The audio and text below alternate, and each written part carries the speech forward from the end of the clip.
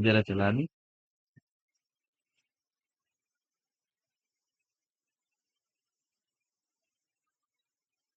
Kinematics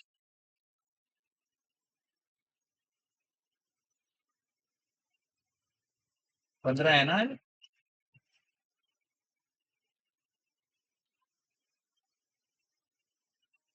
kinematics पढ़ने से पहले हमें वेक्टर्स पढ़ना पड़ेगा। ठीक है। क्या पढ़ने पड़ेंगे? वेक्टर।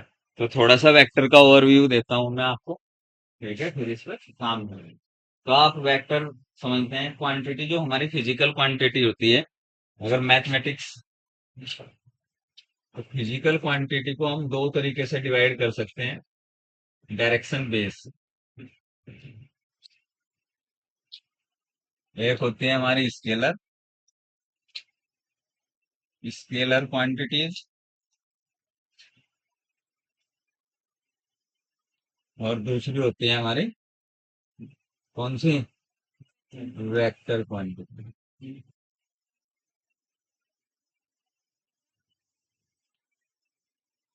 ठीक है। स्केलर, इन्हें बोलते हैं अदिश राशियां। क्या बोलते हैं? अदिश राशि। और वेक्टर्स को बोलते हैं सदिश राशि। ठीक है। एम जा जिसके सामने ए लग जा, जिस शब्द के, उसका मतलब हो जा नहीं। ठीक है। जैसे असमानता, जिनमें समानता नहीं है, ठीक है, उन्हें क्या कहेंगे? असमान। तो समान के सामने क्या लगा दिया है? क्लियर है।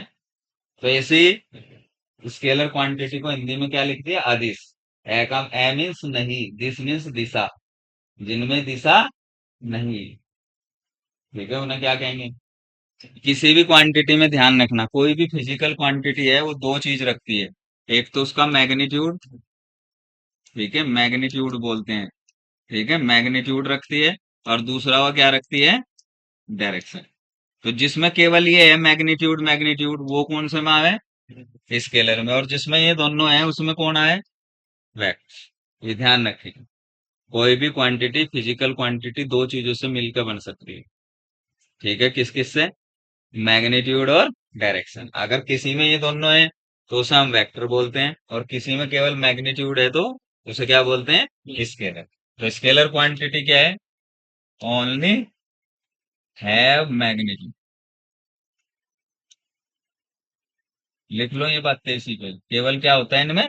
मैग्नीट्यूड होता है, उनका परिमाण होता है। मैग्नीट्यूड को क्या बोलते हैं हिंदी में? परिमाण। जैसे 5 किलोग्राम, तो 5 किलोग्राम क्या है? परिमाण। ठीक है। एग्जाम्पल क्या है ओनली मैग्नीट्यूड नो डायरेक्शन। किसी भी प्रकार की कोई डायरेक्शन इनमें नहीं होती है। एग्जाम्पल, कोई एग्जाम्पल दो मुझे इसका। कौन सी स्केलर क्वांटिटी? मास, वेरी गुड। बिल्कुल सही है, मास।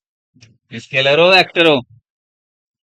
स्केलर। ऐसा थोड़ा ही कहें कि हमने दुकानदार से लानी चिन्नी खरीद के, शुगर लेकर आना 5 किलो, ऐसा थोड़ा ही कहें उसे जाके कि 5 किलो शुगर दे दे मुझे दक्षिण की ओर। ऐसा थोड़ा ही बोलना है, या उत्तर की ओर। ऐसा तो नहीं बोलते। तो डायरेक्शन का यूज नहीं करते, तो सिर्फ क्या बोलते हैं? 5 किलो शुगर दे दे। तो 5 किलो क्या है उसका? शुगर का मैग्नीट्यूड है। मास का मैग्नीट्यूड कितना है यहाँ? शुगर के मास का 5 किलो। क्लियर है, सिर्फ परिमाण की बात करते हैं। ऐसे ही हम टाइम, ठीक है भाई, टाइम ऐसे ही थोड़ा ही मेजर कर रहे हो, 9:30 बज रहे हो उत्तर की ओर, ऐसे बोलते हैं? ओ 9:30 बज गए नॉर्थ में, बस ऐसा करते हैं? नो करते हैं। तो टाइम भी कैसी है? Scalar quantity. और बताओ? Temperature, very good. और लेंथ, लेंथ, चलो लिख देता हूँ लेंथ भी। पर लेंथ का भी, ठीक है, डायरेक्शन मेजर करते हैं लेंथ के साथ। जब मेजर करते हैं तो उसे डिस्प्लेसमेंट बोलते हैं, और जब हम डायरेक्शन नहीं लेते तो उसे डिस्टेंस बोलते हैं। ठीक है, तो लिख सकते हैं पर नहीं। ठीक है, और बताओ? ध्यान रखना है।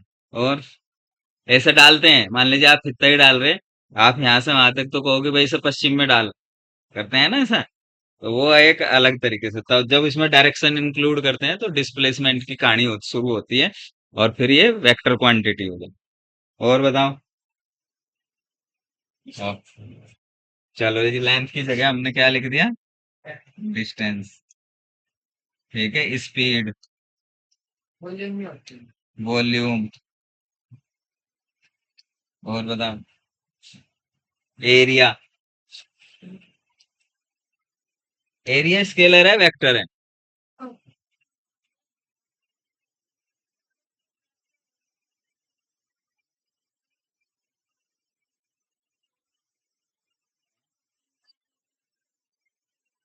कैप लग जाएगा तो प्रदूषित हो जाएगा। वो एन कैप कब लगता है ये तो?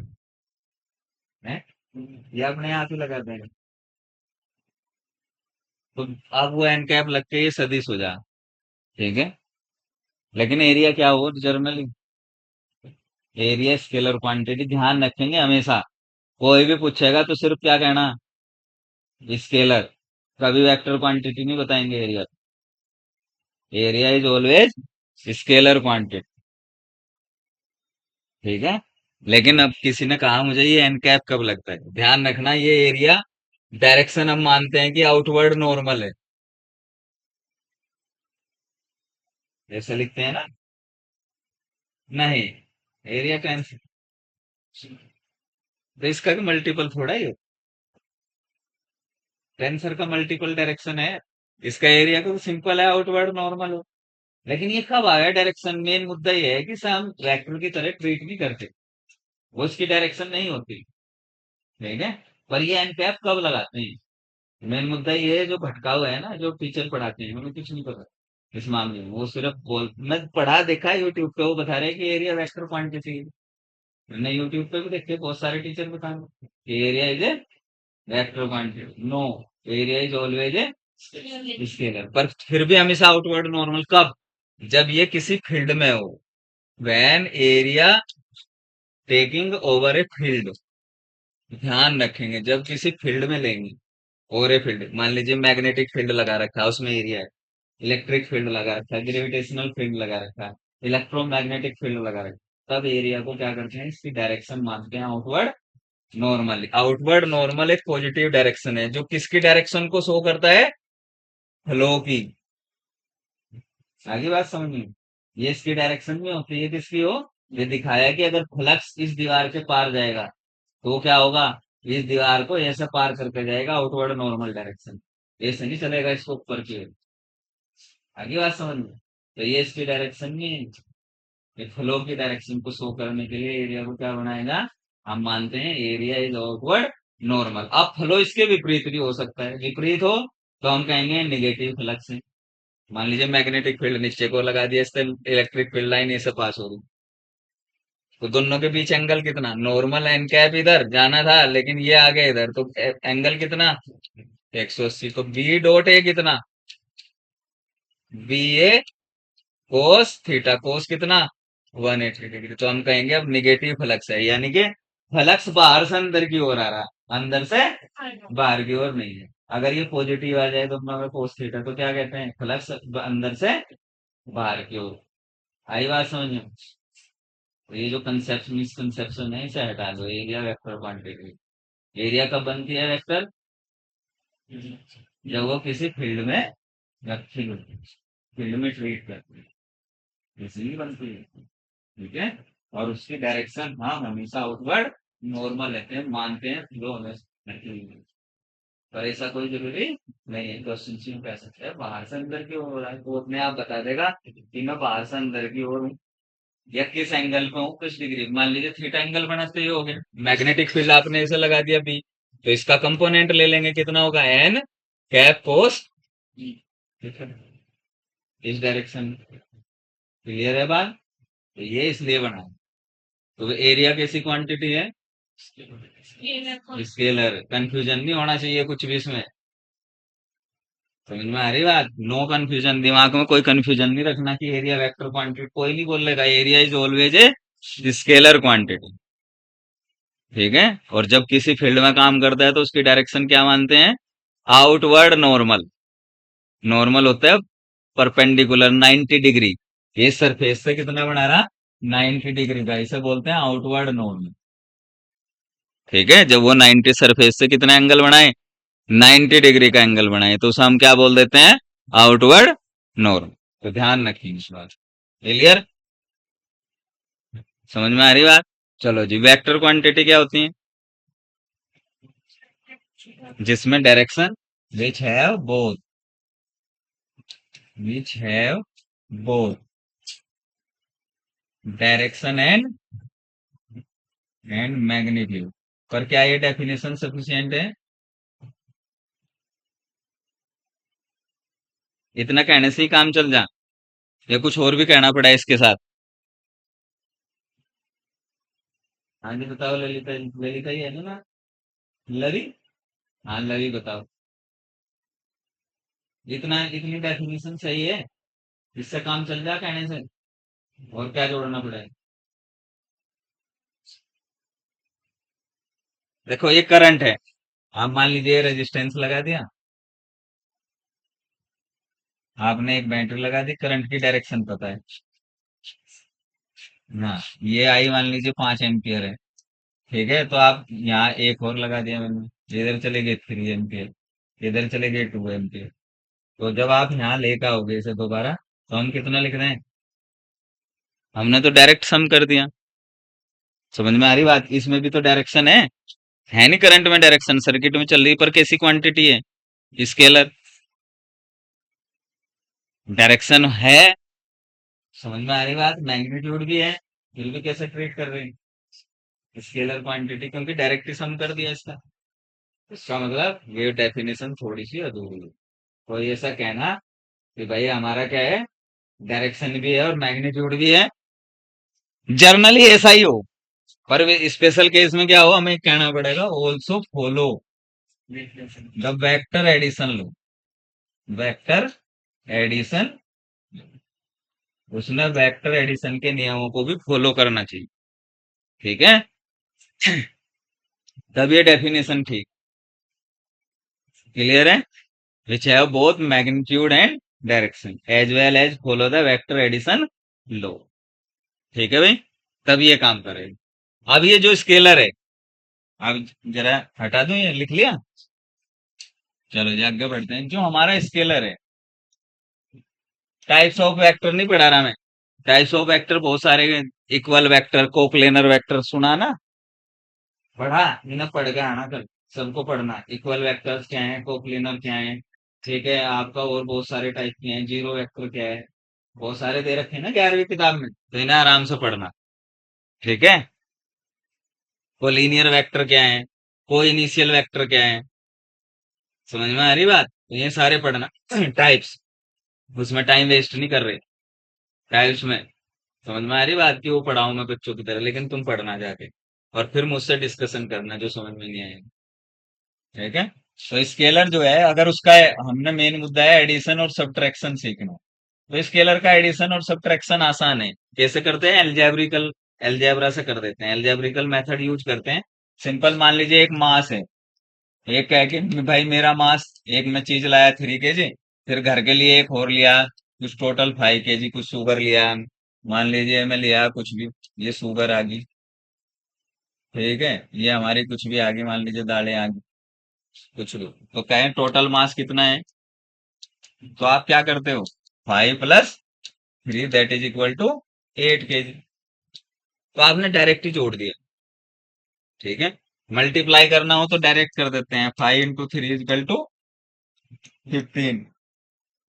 घटाना हो तो 5 - 3 = 2।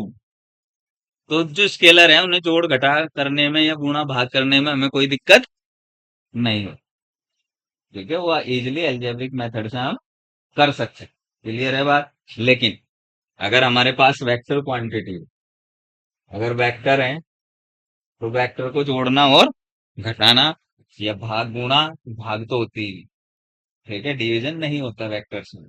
कभी आप डिवीजन करके बैठ जाओ, ऐसा देखा है? North upon south is equal to east, क्योंकि फिर क्या होगा, डायरेक्शन भी तो डिवाइड करनी पड़ेगी ना भाई, इसमें तो डायरेक्शन है या नहीं?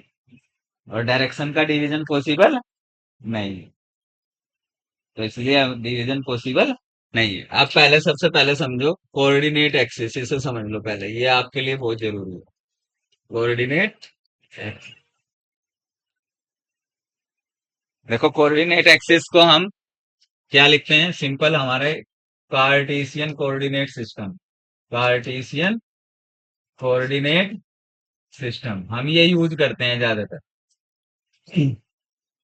ठीक है, कार्टेशियन कोऑर्डिनेट क्या होते हैं? एक्स वाई और जेड।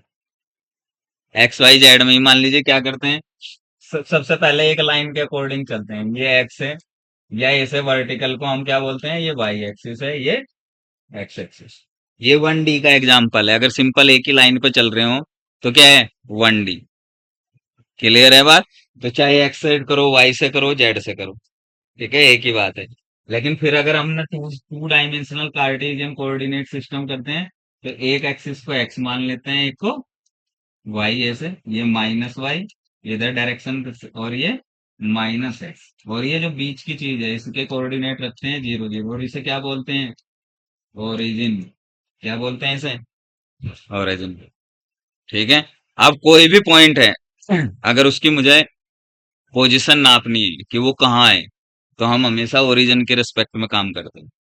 ठीक है।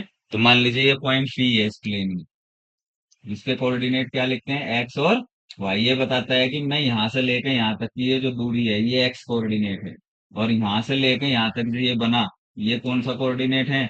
वाई। और ये पॉइंट पी के कोऑर्डिनेट इसलिए लगते हैं एक्स और वाई। ठीक है। ये एक्स वाई जैसे किसी ने लिख दिया P is equal to, P point है 2 और 3, इसका मतलब एक्स पे वो कितना जा रहा है? 2, 2 यूनिट, और वाई पे कितना जा रहा? 3 यूनिट। समझ में आ रही बात? ऐसे ही अगर 3 डायमेंशन में कोई लिख रहा है 2 3 5, इसका मतलब क्या है? ये वो एक्स एक्सिस पे 2 यूनिट है, वाई एक्सिस पे 3 यूनिट है, और जेड एक्सिस पे 5 यूनिट।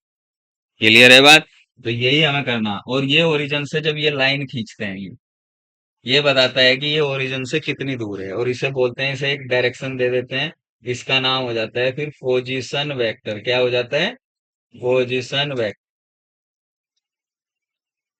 ठीक है, ये बताता है पोजीशन वेक्टर, और इसे किताबों में लिख देते हैं वेक्टर आर से। ठीक है। तो वेक्टर आर लिखना हो कार्टेशियन कोऑर्डिनेट में तो कैसे लिखते हैं? एक्स पे कितना चला और वाई कितना चला, वो जोड़ के लिखते हैं। अब हम इनकी डायरेक्शन, एक्स की डायरेक्शन को एक स्टैंडर्ड वेक्टर आई कैप से डिनोट कर बोल करते हैं, जिसे बोलते हैं यूनिट वेक्टर। ठीक है। ऐसे ही इसको क्या करते हैं? जे कैप से, कैप लगा के, कैप का मतलब ही यूनिट वेक्टर है। ठीक है, यूनिट वेक्टर पर भी चर्चा करेंगे। तो ये एक्स में मान लीजिए इधर एक्स दूरी चला तो लिखेंगे एक्स किस डायरेक्शन में चला? आई कैप, प्लस वाई पे वाई चला तो कितना लिखते हैं? जे कैप। पोजिशन वेक्टर को ऐसे लिख देते हैं। क्लियर है बात? ये छोटी छोटी बातें समझ लो, यही तंग करती है आप, ये आपको पता नहीं होती, और जब आप क्वेश्चन करोगे तो सबसे ज्यादा गलती यही करोगे। समझ में आ रही बात? तो सबसे पहले टाइप्स ऑफ यूनिट वेक्टर में ये यूनिट वेक्टर समझ लो क्या। ठीक है। सबसे पहले क्या समझते हैं? यूनिट वेक्टर क्या होता है। तो मैं यही छोटा सा हेडिंग डाल लो, क्योंकि यूनिट वेक्टर को समझना जरूरी है। ये भी टाइप्स ऑफ वेक्टर है, एक तरीके का वेक्टर है। यूनिट से नाम ही पता चल रहा होगा, यूनिट का मतलब एक, जिसका मैग्नीट्यूड एक यूनिट हो, सिंगल। ठीक है।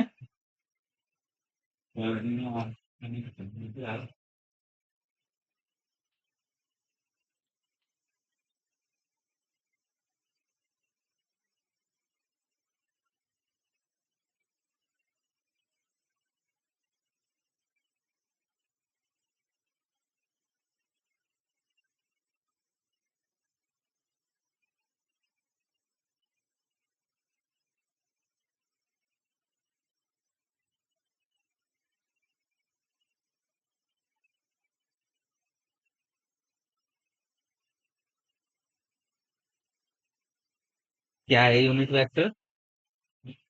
है जिसका मैग्नीट्यूड एक हो।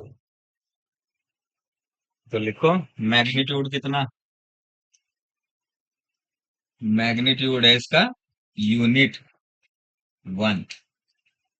तो फिर क्या काम आ गए? 1 की क्या खासियत है? 1 को किसी में भी मल्टीप्लाई करो, उसके मैग्नीट्यूड को चेंज नहीं करता। 500 इंटू 1 500 ही आएगा। 200 इंटू 1 200 ही आएगा। ठीक है ना? इसी के साथ 1 की मल्टीप्लाई करो तो वही है, बकरी गधा घोड़ा गधा कुछ भी। सब वन ही रहेंगे। ठीक है, नहीं बदल रहे हैं भाई। बकरी इंटू वन बराबर बकरी। ठीक है, ऐसे नहीं लिखेंगे, गधा बन जाएगा वो। आगे समझ में बात। तो हमारा पर्पज क्या है कि एक तो मैग्नीट्यूड, तो इसलिए इसका यूज कैसे किया जा, डायरेक्शन को शो करने में। किसमें किया जा, ये क्या शो करता है, लिखो इसका इंपॉर्टेंस। इसलिए इसे यूज करते हैं डायरेक्शन के, gives the direction of A given vector, of A given vector. तो यूनिट वेक्टर का यूज कैसे किया जा, दिए गए वेक्टर के लिए डायरेक्शन का प्रयोग करने के लिए किया जा। क्लियर है बात यहां तक, समझ में आया है। तो आसान है बहुत, वेरी सिंपल। अब कोई भी वेक्टर हो उसके लिए यूनिट वेक्टर कैसे लिखें। मान लीजिए कोई वेक्टर ए दे रखा है, वेक्टर किसी भी वेक्टर को ए से डिनोट करते हैं एरो लगा के ऊपर। ये पता है, पढ़ रखा है आपने क्या रहे हो। मान लीजिए कोई वेक्टर है, ये वेक्टर ए लिखना है मुझे, तो मैं क्या करूंगा, वेक्टर की निशानी यही है कि उसके ऊपर क्या लगा होगा, एरो लगा होगा। ठीक है, कुछ स्टैंडर्ड नोटेशन में इसे गहरा कर देते हैं, ऐसे बुक में ये गहराई से ऐसे डार्क हो जा रहा है। वेक्टर नहीं लगाते, कभी कभी बुक में इसे डार्क कर दें इसे। ठीक है, तो जब डार्क लिखा रहे तो वो क्या है, वेक्टर। कुछ जो विदेशी लोग हैं वो इस पे नीचे यहाँ ऐसे लगा देते हैं, ये भी वेक्टर है। ठीक है, विदेशी बुकों में ऐसा करते हैं कुछ कुछ। तो भारत में जो परंपरा है वो ऐसे ही लिखने की। ठीक है, कि एक कुछ भी शब्द लिखेंगे या कुछ भी चीज लिखेंगे उसके साथ एरो लगा देंगे। ठीक है, तो ये बन जाएगा वेक्टर। अब एक वेक्टर में कौन कौन सी चीजें हैं, दो चीजें। ध्यान रखेंगे किसी भी वेक्टर में दो ही चीजें हैं, एक उसका मैग्नीट्यूड, दूसरी डायरेक्शन। इसके अलावा कुछ नहीं। और जीवन में यही ध्यान रखे, कहीं मार नहीं खाएंगे। कोई भी वेक्टर दो तरीके से बदल सकता है। आप अब उसके मैग्नीट्यूड को सिंपल ऐसे लिखते हैं, दो डंडों के बीच। सीख लो ये बात, इसे बोलते हैं मैग्नीट्यूड को लिखने का तरीका। ठीक है, या सिंपल मैग्नीट्यूड को ऐसे लिख देते हैं कि एरो नहीं लगाते। फिर अगर आपने एरो नहीं लगाया इसका मतलब आप क्या शो कर रहे हैं, सिर्फ मैग्नीट्यूड शो कर, डायरेक्शन को शो नहीं कर। तो ये मैग्नीट्यूड लिखने का तरीका है किसी भी वेक्टर को, दिस इज मैग्नीट्यूड। और डायरेक्शन किससे लिखेंगे, यूनिट वेक्टर। मान लीजिए यूनिट वेक्टर, मान लीजिए एक वेक्टर ए का unit vector small A cap है, इसे कैप लगते ही सार क्या बन जाए, यूनिट वेक्टर, जिसका मैग्नीट्यूड वन। क्लियर है बात। तो यानी कि अगर मुझे ये वेक्टर ए लिखना है तो मैं इसे कैसे लिखूंगा, इसका मैग्नीट्यूड इनटू इसकी डायरेक्शन।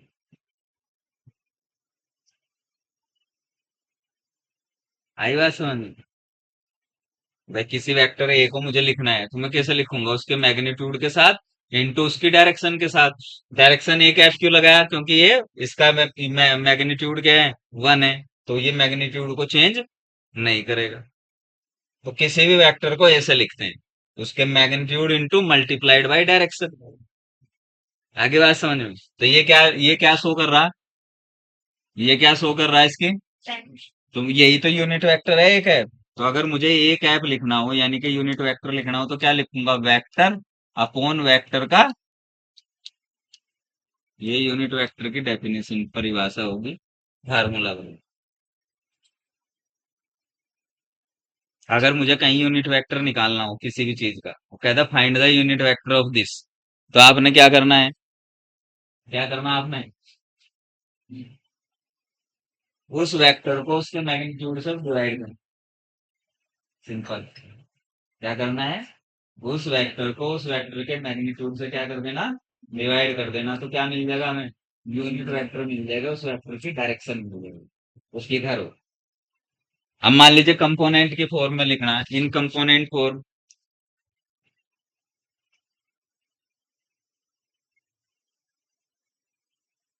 कोई वेक्टर ए से लिखा हुआ है, कंपोनेंट फॉर्म में ऐसे लिखते हैं, ए X I cap plus A Y J cap plus A Z. अभी बताऊंगा, ये सारी ये शुरुआत है, बस आपको ऐसे ही बता रहा हूँ। ठीक है, कल इसमें डिटेल में चर्चा करके इसे खत्म भी कर देंगे। समझ में आ रही बात? ये बन गया कंपोनेंट की फॉर्म में वेक्टर। ए एक्स क्या है? Component of a along x axis, x की दिशा में ए का घटक, इसे घटक बोलते हैं, ठीक है। ए वाई क्या है? वाई की दिशा में ए का घटक, ठीक है। जेड की दिशा में ए का घटक, ठीक है भाई। और इसका मैग्नीट्यूड लिखना हो तो मैग्नीट्यूड को क्या लिख देते हैं? अंडर रूट, ये भी फार्मूले सब सेट कराऊंगा कल, x square plus A Y square plus,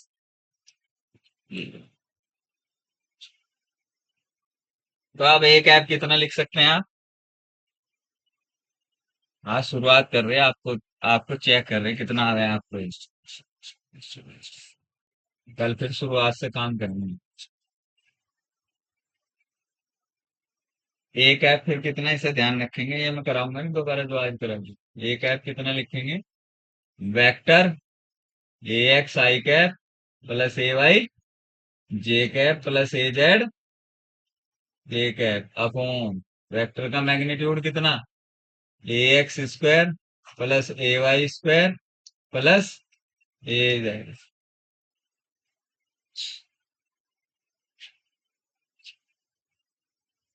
ठीक है भाई। आप कुछ भी पूछेंगे, ठीक है। तो ये हमारा वेक्टर फॉर्म अब निकाल लोगे। जैसे एक एग्जांपल से समझते हैं, कोई आपसे कह दे कि एक वेक्टर ए है, फाइंड यूनिट वेक्टर, ऐसे लिखेगा find unit vector of vector A.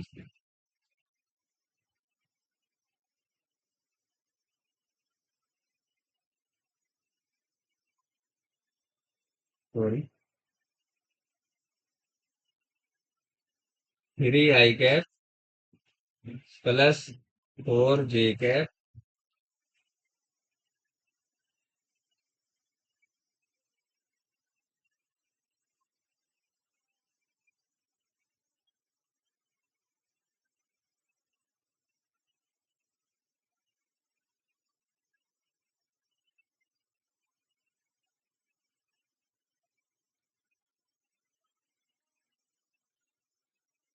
एक वेक्टर आपको इसे सजा के दे दिया, आपसे क्या पूछ लिया?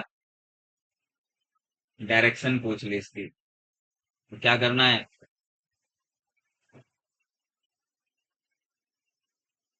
बताओ क्या करना। ए कैप को निकालना है तो फार्मूला तो यही है, A cap is equal to vector A upon vector A का मैग्नीट्यूड। यही तो है फार्मूला, इसके अलावा तो हम कुछ भी नहीं जानते हैं।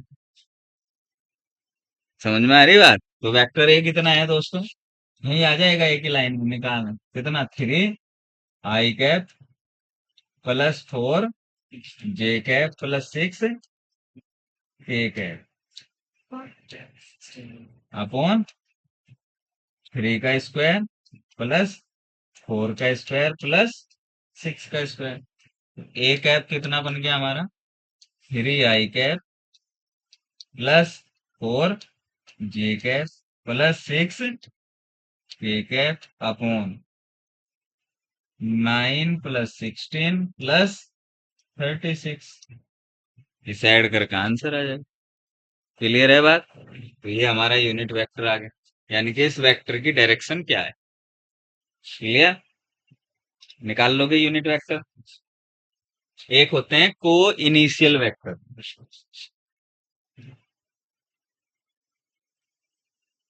इनके बारे में भी सुनो। को इनिशियल वेक्टर,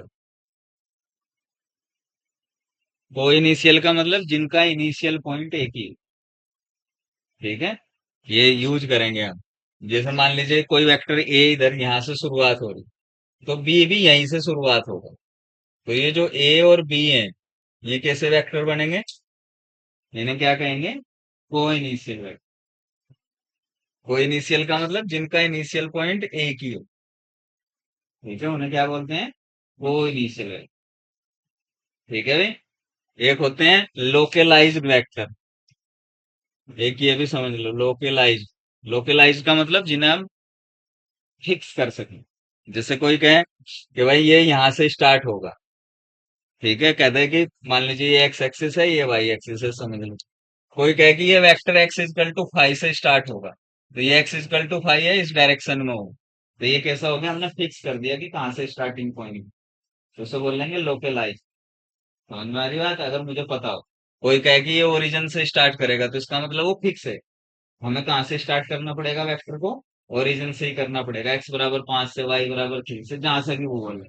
तो जब हमें पता हो कि वो कहाँ से स्टार्टिंग करेगा, that is called localized vector. ठीक है, एक होते हैं नॉन लोकलाइज्ड वेक्टर, जिन्हें हम कैसे भी शुरुआत कर लें कि ये एक वेक्टर ए है, उसने बताया नहीं कि यहाँ से शुरुआत करो। फिर कह देंगे एक वेक्टर बी है, तो दूसरा वेक्टर भी इस डायरेक्शन में है, तो कहीं से भी शुरुआत कर ली। तो उन्हें बोल रहे हैं नॉन लोकलाइज्ड वेक्टर, यानी कि जिनका ओरिजिन फिक्स नहीं होता, उन्हें नॉन लोकलाइज्ड बोल दो। ठीक है। एक होते हैं इक्वल वेक्टर। इक्वल वेक्टर क्या होता है? दो वेक्टर तभी इक्वल कहलाएंगे जब उनका मैग्नीट्यूड भी इक्वल हो और डायरेक्शन भी इक्वल हो। सेम डायरेक्शन में हो और मैग्नीट्यूड क्या हो? इक्वल हो। तो उन्हें क्या बोलते हैं? Equal vector. क्या बोलते हैं? Equal vector. एक होते हैं पैरेलल वेक्टर। ठीक है। एक होते हैं एंटी पैरेलल वेक्टर। बहुत सारे टाइप के वेक्टर हैं। ठीक है। ध्यान रखेंगे। अब कोई वेक्टर कैसे बदल सकता है, एक बात हो रही है समझ लो। मतलब अभी कोई शुरुआत नहीं करी मैंने। समझ में आ रही बात? सिर्फ आपको थोड़ा थोड़ा वेक्टर के एक पिक्चर बनाने की कोशिश कर रहा है कि वेक्टर क्या चीज है। कल फिर इसे पूर्ण तरीके से सेट करेंगे सारा मामला, एडिशन सब्ट्रैक्शन कल ही सीख डालेंगे इसमें।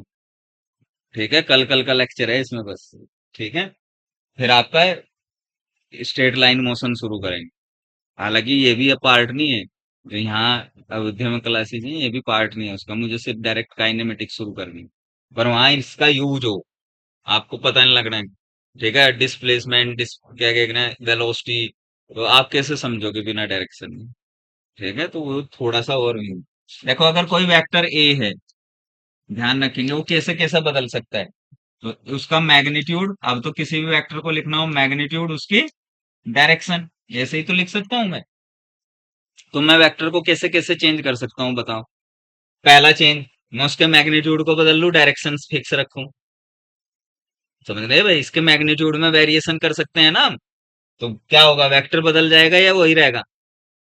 जोर की बोलो। बदल जाएगा ना। अगर मुझे मैग्नीट्यूड में चेंज कर दिया, डायरेक्शन फिक्स रखी, तब भी वेक्टर में क्या हो रहा? चेंज हो रहा। मैं मैग्नीट्यूड को फिक्स रख रहा, उसकी डायरेक्शन बदल रहा। दूसरा तरीका ये भी तो कर सकता हूं मैं। समझ में आ रही बात? तो क्या होगा, तब भी वेक्टर चेंज हो जाएगा। या मैं दोनों को चेंज कर लूं। समझ में आ गई नहीं? तो फिर भी वेक्टर क्या होगा? चेंज हो जाएगा। तो किसी भी वेक्टर में चेंज तीन प्रकार से ही हो सकता है। पहला, या तो मैं उसका मैग्नीट्यूड चेंज करूं, या मैं उसकी डायरेक्शन चेंज करूं, या फिर मैं दोनों को चेंज करूं। इसके अलावा कोई किसी तरीके से नहीं बदलता है। इसे फिक्स कर लो दिमाग में। वेक्टर सिर्फ तीन तरीके से बदलता है, मैग्नीट्यूड बदलने से पहला, दूसरा डायरेक्शन बदलने से, या दोनों बदलने से। जैसे इलेक्ट्रोमैग्नेटिक इंडक्शन पढ़ते हैं, फ्लक्स में चेंज पड़ती है। ठीक है। तो फ्लक्स में क्या हो रहा? मैग्नीट्यूड भी बदल सकता है। कभी कभी क्या बदलता है? डायरेक्शन बदलती है। और फ्लक्स में कभी कभी दोनों बदलती है। हाँ, फ्लक्स निकालना है मुझे, तो flux rate of change of flux ही तो इंड्यूस ईएमएफ है, यानी कि बी डॉट ए ही तो करना। तो या तो क्या बदलते हैं हम वहां, या तो हम ये मैग्नेटिक फील्ड बदलते हैं, या एरिया को फिक्स रखते हैं। या एरिया बदलते हैं, मैग्नेटिक फील्ड को फिक्स रखते हैं जब फ्लक्स निकालते हैं, या इन दोनों को बदलते हैं। यही सवाल है बस। उससे ज्यादा कुछ नहीं आता वहां। पर उससे सबसे ज्यादा डर लगता है आप। क्यों? क्योंकि चेंज नहीं समझते दिमाग में, चेंज क्या होगा। समझ में आ रही बात? चेंज समझना जरूरी है। चेंज समझ में आ गया? अगर मान लीजिए बी में चेंज हो रहा, और डिफरेंशिएशन करना, तो ए को बाहर ले लेंगे, बी के रेस्पेक्ट में रेट ऑफ चेंज निकाल। ए बदल रहा, बी फिक्स है, तो ए के रेस्पेक्ट में ले लेंगे। दोनों बदल रहे हैं, तो मल्टीप्लाई मल्टीप्लिकेशन वाला फार्मूला लगा देंगे, आंसर आ जाएगा। इसमें इतनी बड़ी बात नहीं है, पर समझना नहीं ना। ठीक है, आपको ऐसा लगता है पता नहीं क्या चल रहा है कांटे कांटे से वहां। ठीक है नहीं, है कुछ नहीं, वो जीरो खेल है बिल्कुल। फिजिक्स बहुत समझने का सब्जेक्ट है, रटने का विषय नहीं है। ये बहुत, अगर ये चीजें समझ में आया ना कि क्या बदल रहा है, क्या नहीं बदल रहा, कैसे बदल रहा है, बस खत्म होगी फिजिक्स, जीरो। यही समझ नहीं आता क्योंकि बेसिक्स मजबूत नहीं है। तो ध्यान रखेंगे, जब भी हमारा कोई वेक्टर चेंज होगा, जैसे मान लीजिए एक सर्किल पे मोशन कर रहे हैं। ठीक है। तो क्या होता है, लगातार मैग्नीट्यूड तो फिक्स है, मान लीजिए 5 मीटर पर सेकंड से घूम रहा है, तो ये 5 मीटर पर सेकंड मैग्नीट्यूड क्या है इसका, फिक्स 5 मीटर हो गया, लेकिन डायरेक्शन हर पॉइंट पे क्या है, चेंज। तो इस डायरेक्शन वहां, ये जो सेंट्रिक एक्सेलरेशन आता है, जो हमेशा सेंटर की ओर लगता है, वो किसकी वजह से लग रहा, डायरेक्शन चेंज की वजह से। ठीक है, एक्सेलरेशन क्योंकि वेलोसिटी चेंज होगी भाई, डायरेक्शन वेलोसिटी क्या है, एक वेक्टर क्वांटिटी है ना, तो वेक्टर वेलोसिटी कैसे बदल सकती है, ये तो मैग्नीट्यूड बदल रहा हो या डायरेक्शन बदल रही हो या दोनों बदल रहे हो। तो सर्कुलर मोशन में क्या बदल रहा है, मैग्नीट्यूड तो फिक्स है, क्या बदलती है, डायरेक्शन। जबकि मैग्ने हम क्या लिखते हैं, भाई हम तो एक्सेलरेशन लिखना चाह रहे हैं मान लीजिए, तो हम क्या लिखते हैं इसमें, जब चेंज इन वेलोसिटी तो जीरो हो गया, 5 - 5 कहीं भी, बटे टाइम टी हो गया 5 सेकेंड, तो हमारा एक्सेलरेशन तो जीरो आ जाना चाहिए, लेकिन फिर भी इसमें एक्सेलरेशन जीरो नहीं है। भले ही मैग्नीट्यूड फिक्स हो, पर डायरेक्शन हमेशा क्या हो रही, चेंज हो रही है, तो वेलोसिटी भी चेंज हो रही। आगे बात समझ में, तो ये ध्यान रखेंगे। कोई भी बहुत सारे एग्जाम्पल ऐसे हैं जहां आपको पता नहीं लगेगा क्या हो रहा है, आप इसे बोलते हैं यूनिफॉर्म सर्कुलर मोशन। ठीक है, और जब मैग्नीट्यूड भी ये वेलोसिटी का मैग्नीट्यूड भी बदलने लगे, तब उसे बोलते हैं नॉन यूनिफॉर्म। यूनिफॉर्म, कुछ बच्चों को तो यही नहीं पता कि यूनिफॉर्म और नॉन यूनिफॉर्म सर्कुलर मोशन में क्या डिफरेंस, क्योंकि घूमता तो सर्किल भी है वो। चाहे यूनिफॉर्मली कर रहा हो, ऐसा नहीं कि सर्किल बदलता जाएगा। समझ में आ रही बात। तो हमेशा ध्यान रखेंगे, ये बहुत सारी चीजें हैं जो वेक्टर में हमें करनी है। तो थैंक यू सो मच, आज की क्लास इतनी ही करते हैं बस। ठीक है।